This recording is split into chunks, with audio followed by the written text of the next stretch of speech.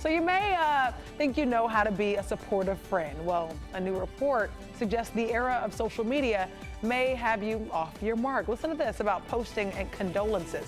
A special report by WebMD finds most people who are grieving find social media posts about their lost loved ones not helpful at all.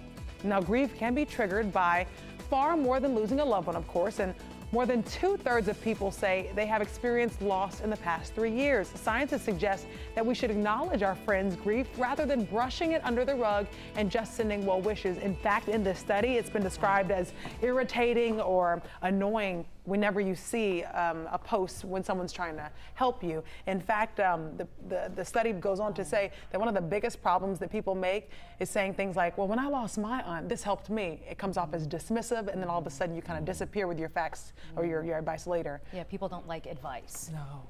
What I struggle with is seeing people post loss of loved ones, and some of these posts can be very revealing and intimate, and I've seen people cry on camera, and you want to say something. I don't tend to give out advice. I just say my sincerest condolences. You want to say something because some of the posts are a huge cry for help, but I think it's understandable that it takes years for people to get over the loss of their loved ones. Yeah, I mean, I recently lost my father in February, and I put up a post with some pictures, and for me, it was people that are not in Atlanta, my friends up in Boston and whatnot, in Miami, them reaching out. It was nice. A lot of respectful things said about my father. My father impacted a lot of people's lives, so I didn't find it dismissive in any way, shape, or form. I actually kind of enjoyed it, and seeing the overwhelming response that my father got made me feel good, knowing that there were so many people that loved him. So it actually did help me a little bit. Was there something that made you feel worse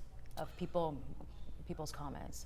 No, because I appreciate them just taking the time. Even if they just clicked a sad face or a heart or whatever, they're taking time out of their day to give a little respect to my father. So I thought it was all right. I think one of the bigger takeaways from this was just being there for someone, not just reaching out in the first few weeks, but also continuing to check in on people and just be there. All right, it is 5:40 right now.